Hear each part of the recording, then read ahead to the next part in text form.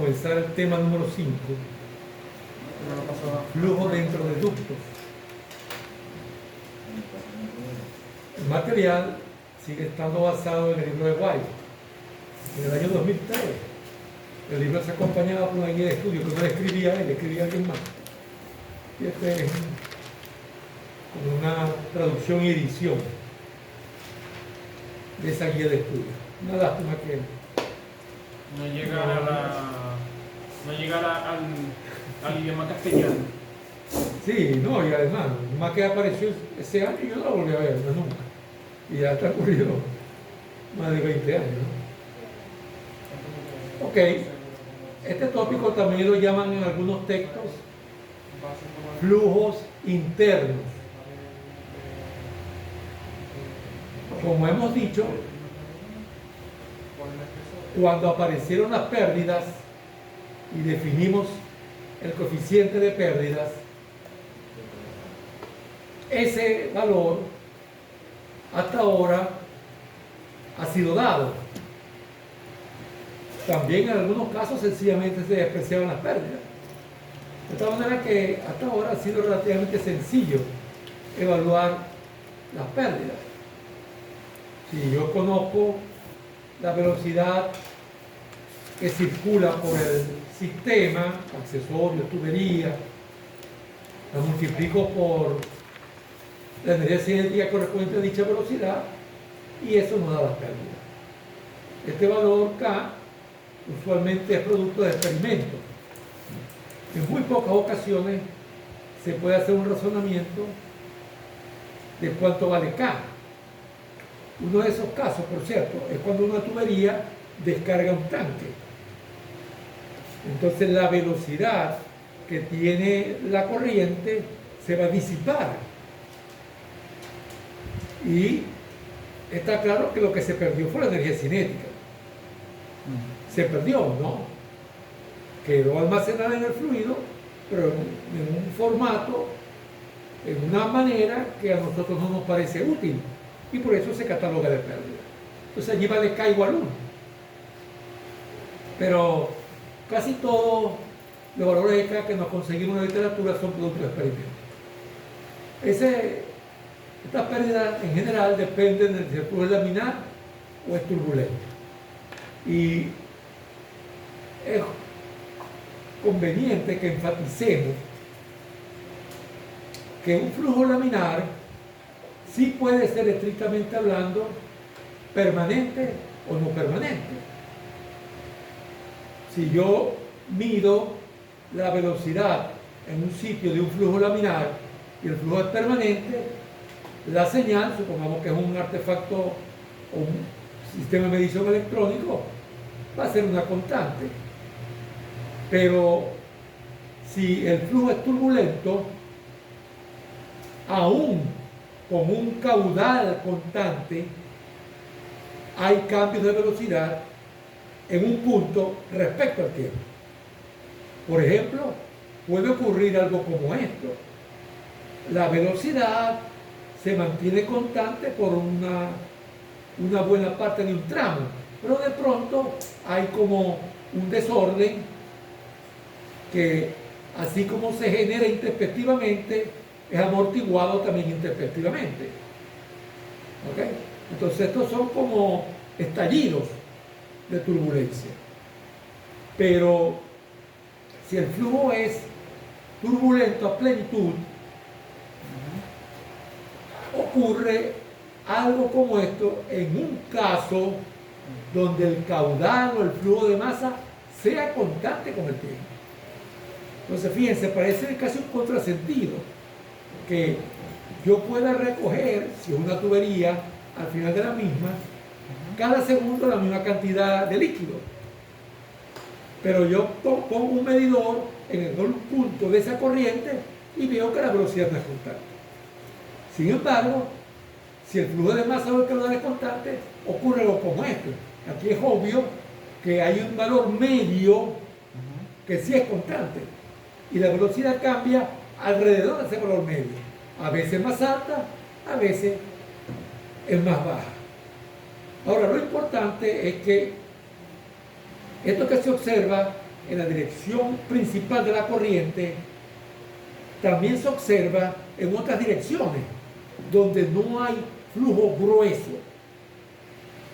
Me explico, si es una tubería, el flujo principal sin duda es axial. Pero si el flujo es turbulento, se observan estos estallidos de velocidad radial y circunferencial. Ajá, pero ¿cuál es el promedio de esos estallidos en el tiempo? Cero. Cero. Es como decir, una partícula de pronto incrementa su radio a medida que avanza a lo largo del eje, pero de pronto viene y disminuye su radio y después regresa a su radio habitual. ¿Ok? Entonces quiere decir que la media en el tiempo de las componentes que no son la principal es cero. Y la media en el tiempo, la principal, la media es constante, si el flujo es permanente.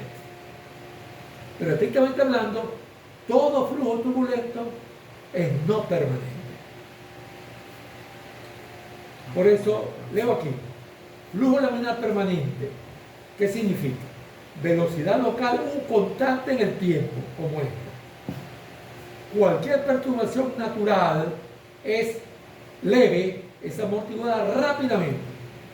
Aquí ni se nota. Hay cambios en el espacio debido a aporte viscoso y geometría.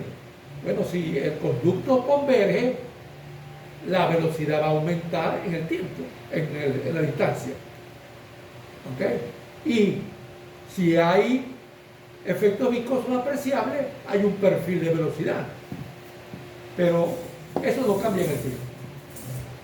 Pero un flujo permanente, turbulento, que es como un contrasentido, tiene una velocidad U que presenta una componente fluctuante estadísticamente aleatoria. O sea, yo no puedo predecir cuánto sube, cuánto baja y en qué momento. Eso es lo que significa aleatoria, al azar. Producto de la continua presencia de la turbulencia, como la figura C. Y un valor medio constante en el tiempo, porque es permanente entre comillas.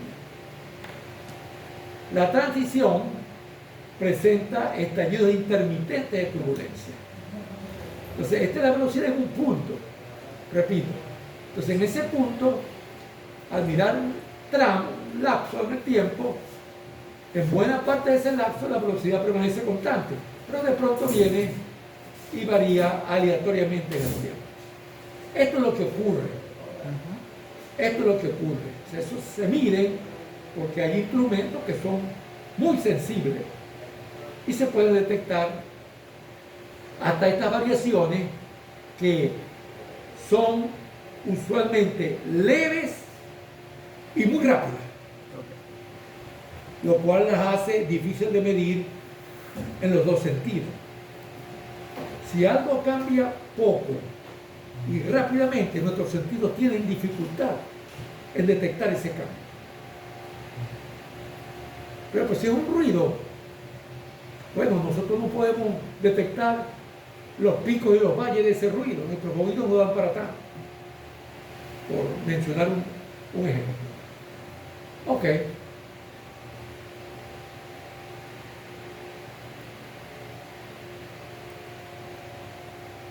Como espero ya haya quedado claro a estas alturas del curso, el número de Reynolds es clave en saber si el flujo es laminar o turbulento. Hay un número de Reynolds de transición o crítico, por debajo del cual el flujo es laminar y por encima del cual el flujo es turbulento, pero puede ser turbulento como apareció en la curva o en el diagrama B ocasionalmente, o puede ser una turbulencia ya completamente establecida. Ese número de Reynolds se define siempre o se calcula siempre como el producto de densidad por velocidad por distancia sobre viscosidad. Mientras densidad y viscosidad son propiedades del fluido, la distancia es alguna característica geométrica. Por ejemplo, si una tubería es circular, usualmente es el diámetro. Y la velocidad también uno puede escogerla. En conductos, usualmente la velocidad media. Recordemos que si esta densidad la pasamos dividiendo a la viscosidad, en el denominador del Reynolds aparece la llamada viscosidad cinemática. ¿Okay? Ese número crítico va a depender del tipo de flujo e inclusive de muchas particularidades. Me explico. Si es circular, aquí está, un Reynolds de 2300 se toma como ese valor crítico. Pero si el conducto no es circular, sino que es un ducto de aire acondicionado, el valor crítico no es 2300. Le quiere decir que dos flujos en conducto van a tener un Reynolds crítico que depende de la geometría del conducto. Además, si en vez de tener yo el flujo en un conducto, lo que tengo es un chorro, entonces el Reynolds se define completamente. Se calcula siempre con este tipo de cantidades. Pero ¿qué es exactamente la velocidad y qué es exactamente la longitud característica? Depende del tipo de flujo. Se pueden definir o se definen Reynolds hasta para flujos externos, no es solamente para flujos internos. Este número crítico tampoco es estricto. Por ejemplo, si un flujo está alejado de cualquier vibración de sus paredes, el Reynolds, para alcanzar el flujo turbulento, puede ser un poquito mayor que ese. Pero si fuera al contrario, hay vibración, esa vibración puede inducir el pase turbulento más rápidamente. Entonces, como ustedes pueden ver, es un asunto complejo hasta saber cuándo es laminar y cuándo es turbulento. Eso se resuelve con datos experimentales, por supuesto. Ok. Recordemos algo que ya vimos cuando discutíamos la clasificación de los flujos. Para aquí, con lo que voy a decir, establecer como un criterio o tomar una decisión de cómo vamos a mirar el flujo en un conducto. Porque ya dijimos en aquel entonces que si el flujo entra a una tubería, hay primero una longitud de desarrollo en la cual el perfil de velocidad pasa de uniforme a tener una forma que, si es laminar, es un paraboloide, pero si no es turbulento es diferente, no es tan puntiagudo el perfil, sino más bien que tiende a ser romo. Es como si yo viniera aquí así, siguiendo esta curva, y de pronto bajo casi verticalmente hacia la otra pared. Es lo que quiero decir romo. O sea que hay una zona central donde la velocidad cambia poco, mientras que aquí no hay ninguna zona central, se llegó a un punto. O sea, aquí la zona central se redujo a nada. En esta zona de desarrollo se identifica la capa límite, que es la frontera que separa la zona contigua a las paredes, donde los efectos viscosos son importantes, de una zona central donde la presencia de la pared aún no es sentida por el fluido. Porque recuerden, quien está frenando la corriente realmente es la pared. Realmente es la pared. En esta zona, no solamente el perfil de velocidad va cambiando, sino que existen componentes radiales de velocidad, si esto fuera una tubería circular, o transversal, si fuera una especie de canal. Si a lo largo del conducto se midiera la presión, se observa que en esta zona la presión cae rápidamente, pero poco a poco esa rapidez con la cual está cayendo se va amortiguando, y cuando el flujo se hace desarrollado, la presión cae a un ritmo constante. Esto es lo que se llama un gradiente de presión de P de X constante. De tal manera que si yo dibujo presión versus X y de P de X constante, lo que se obtiene es una recta. Esas son buenas noticias, porque quiere decir que en esta zona de flujo desarrollado, yo lo único que necesito es saber cuánto cae la presión en un tramo. Supongamos que ese tramo es de 50 metros. En los próximos 50 metros, la presión va a caer exactamente lo mismo. Es decir, la presión disminuye proporcionalmente a la distancia recorrida. Si yo recorro el doble de la distancia anterior, pues la caída de presión será el doble. Ok. Bueno, eso hace la cosa un poco difícil, porque eso quiere decir que una situación muy común, como lo es la entrada de un fluido a una tubería o conducto, requiera de establecer esta longitud de desarrollo. Afortunadamente, ocurren dos cosas. Primero, esta longitud de desarrollo está bien documentada. Si uno se pone a buscar, consigue cuánto tarda el flujo en desarrollarse en distintos tipos de conductos. Ahora mismo, más adelante creo, hay un ejemplo de eso que le estoy diciendo.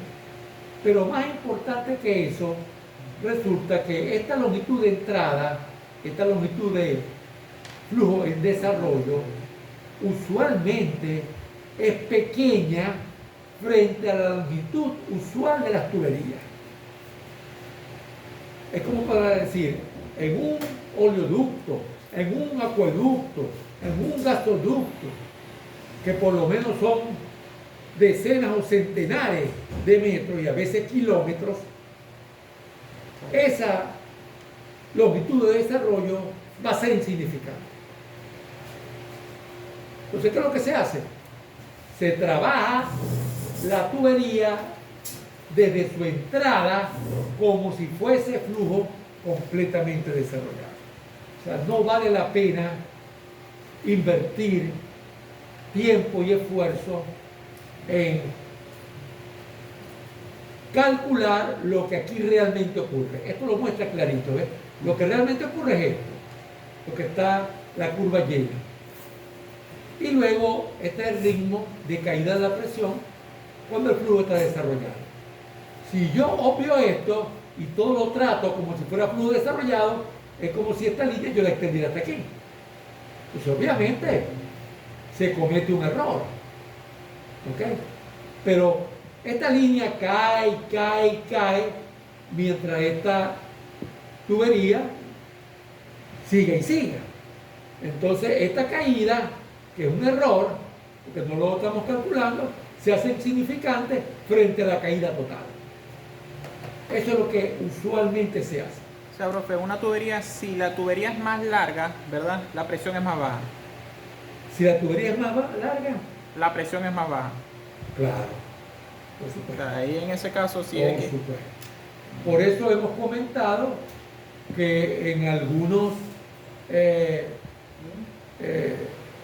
oleoductos, por ejemplo, puede ser necesario colocar estaciones de refuerzo, porque la presión baja tanto que es necesario aumentarla. En oleoductos y en otras cosas. Iba a decir algo, ahora se me escapó. Bueno, ya me regresará. Ah, sí, ya recuerdo. Existirán situaciones donde haya que tomar en cuenta la longitud de desarrollo. Claro. No sé si ya en transferencia de calor habrán visto por lo menos esquemáticamente lo que es un intercambiador de calor, de carcasa y tubo, ¿verdad? Geométricamente son como dos tubos concéntricos, uno dentro del otro. Y a veces esos intercambiadores de calor se hacen lo más compacto posible. De hecho, intercambiador de calor compacto es prácticamente es un tipo de intercambiador que tiene su propia teoría y todo lo demás. En alguna parte, porque les estoy diciendo, si a propósito se hace tan corto como sea posible, quiere decir que esta distancia no tiene por qué ser insignificante frente al todo. Puede ser una parte muy importante. Entonces aquí yo no puedo aproximar esta curva llena con esta recta punteada. Ahí tengo que utilizar la curva llena. Pues ahí se necesita estudiar flujo en desarrollo. ¿Okay? ¿Y dónde puedo yo necesitar un intercambiador de calor compacto? Bueno, donde yo tenga problemas de espacio y de peso. Y eso abunda. Eso abunda. Por ejemplo, cualquier intercambiador de calor que exista en un avión tiene que cumplir con esa característica. En cambio, si ustedes se ponen a mirar por allí fotos de intercambiadores de calor, hay intercambiadores de calor que son gigantescos. Gigantescos.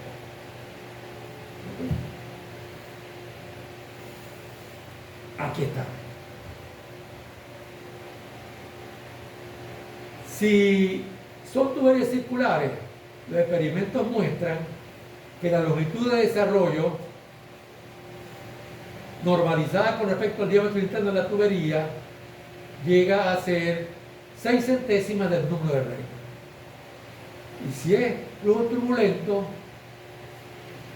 es 4.4 veces el número de Reynolds elevado a la 1/6. Entonces, de acuerdo al número de Reynolds, esta longitud tiene un valor. Y usualmente ese valor, la longitud de entrada, es menor que la longitud habitual de cualquier instalación. ¿Okay? Aquí hay un comentario que vale la pena que lo leamos. Algunos conductos rectos de sección transversal diferente a la circular, pero uniforme, como un ducto de aire acondicionado, tales como anulares y de placa plana paralela, presentan resultados semejantes. Semejante quiere decir no que es este mismo numerito o esta misma potencia. No, no. Semejante significa que se puede escribir esta relación en función del número de Reynolds. ¿Okay?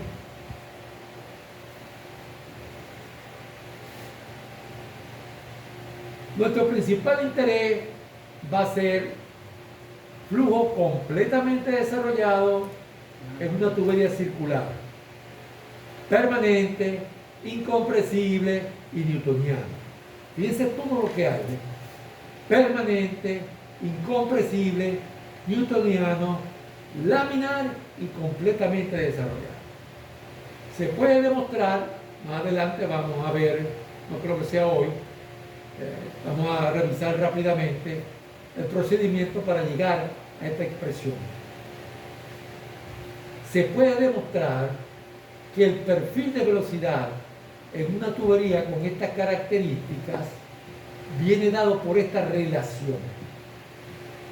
Es importante ver la relación y por eso a mí me gusta verla en ausencia de la deducción, para que uno no se pierda en la deducción. Porque esto tiene mucha información física. Fíjense, R mayúscula es el radio de la pared interna de la tubería. R minúscula es una coordenada que se mide desde el eje central. Quiere decir que R minúscula varía entre 0, la línea central, y entre R mayúscula, que estamos en contacto con la tubería. Por consiguiente, ustedes pueden ver que esta llave vale 1 cuando estamos en la línea central, que es el valor máximo que puede tener esta llave. y vale 0 cuando estamos en la pared, que es el valor mínimo que puede tener esta llave. Si esto vale 0, estamos en la pared, quiere decir que la velocidad del fluido allí es 0, la condición de no deslizamiento. Y si esto vale 1, quiere decir que es el valor máximo. ¿Y por qué el valor máximo? Porque aquí está el dPdx. dPdx es un valor constante, porque la presión disminuye linealmente. Y la pendiente de una recta es una constante. Y dPdx es la pendiente. R es constante y μ es constante. Eso da la velocidad máxima. Entonces esta llave es 1. Pero por favor, ¿y por qué este signo menos? Bueno, porque dPdx es negativo. La presión está disminuyendo. Con este signo menos da positivo. ¿Ok? Profe, ¿cómo sabemos si lo del corchete da 0 o da 1? Bueno, cuando pones tu valor de R minúscula, si R minúscula es 0, esto vale 1. Okay. Si R minúscula es R mayúscula, esto vale 0. Sustituyendo más nada. Sustituyendo el valor de R minúscula. Recuerden, R minúscula es una variable. No tiene un único valor. Cambia desde 0 a R mayúscula. R mayúscula es un único valor. ¿Ok? No es una variable que puede cambiar en esta fórmula. Ok. Entonces, si esto que está acá es la velocidad máxima, quiere decir que yo puedo formar este parámetro dimensional, que es la velocidad en cualquier radio normalizada con respecto a la velocidad máxima, que es la línea central. Y ven que es una función cuadrática del radio. Quiere decir que esto es un paraboloide. El paraboloide tiene la propiedad de que su altura máxima es el doble de la altura promedio. La altura máxima es la línea central, lo acabamos de ver. Uno tiene la mala costumbre de creer que si centra su atención en el punto central de algo, eso es representativo del todo. Pues aquí nos está diciendo el análisis de esa expresión, perdón,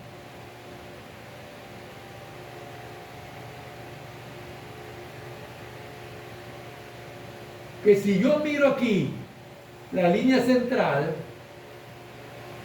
estoy cometiendo un error del 100% si digo que por haber mirado la línea central yo tengo la velocidad media.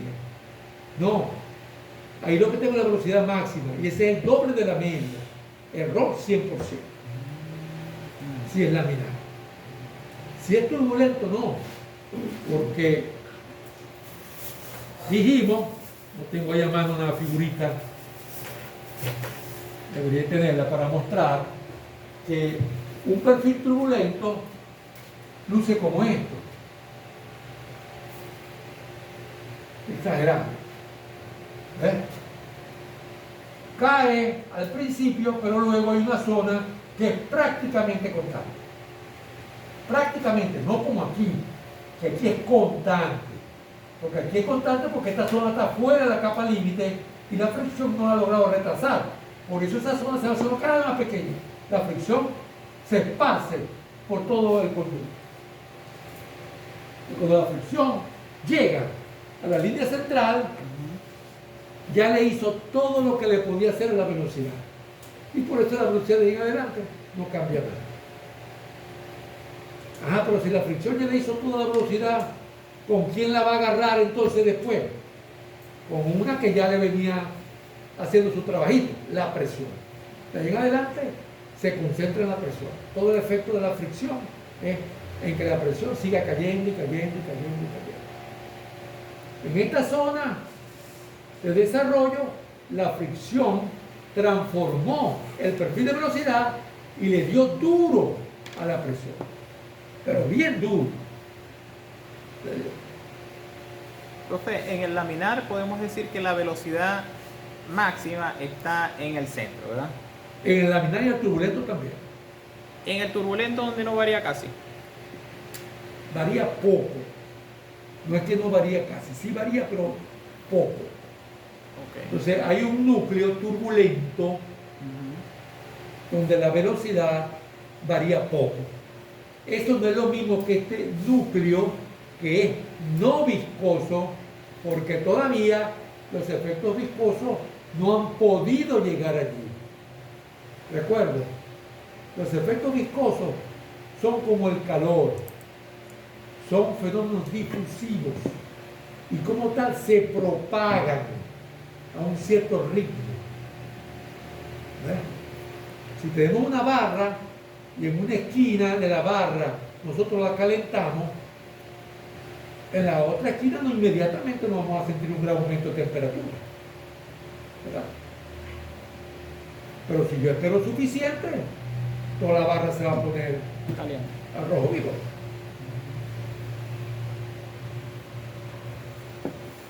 Ok.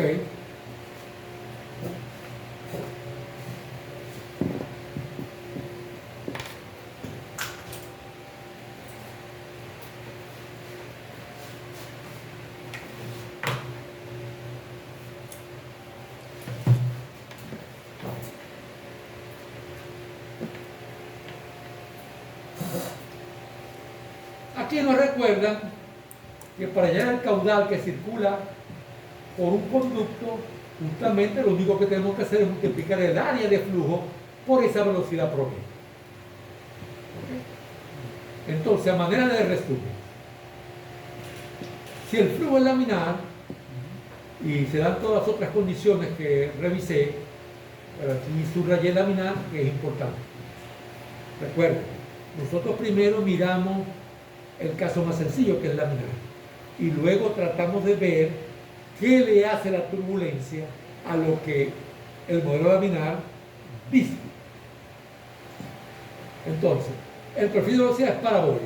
Aquí se ve. Esta es la ecuación de una parábola, pero como realmente esto en el espacio, más que parábola es un paraboloide. La velocidad local máxima, un máximo ocurre en la línea central, R igual 0. La velocidad promedio es la mitad de la velocidad de la línea central. La velocidad varía solo radialmente, aquí ven, función del radio solamente, y no a lo largo de la corriente, que no aparece X para ningún nada. Así, el esfuerzo cortante en la pared es uniforme. ¿Y por qué es uniforme? Porque el esfuerzo cortante me lo da la ley de la viscosidad de Newton. Y la ley de la viscosidad de Newton dice: esfuerzo cortante es igual a viscosidad por gradiente transversal o normal de la velocidad. Entonces, la velocidad es en X.